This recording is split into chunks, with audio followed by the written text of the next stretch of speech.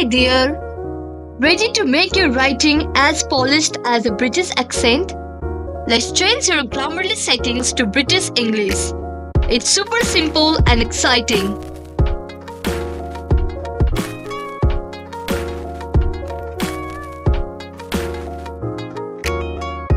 Click on the green Grammarly icon.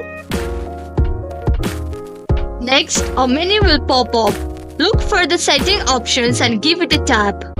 In the setting menu, find the language preference section. There is where the magic happens.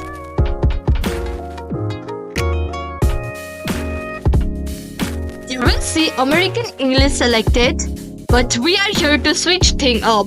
Tap on that and a drop-down menu will appear. Select British English and just like that you are all set. Don't forget to save your changes.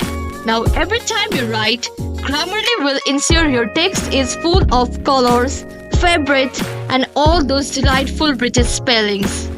And there you have it. Don't forget to subscribe for more tips and give it a thumbs up. Thanks for watching and happy writing.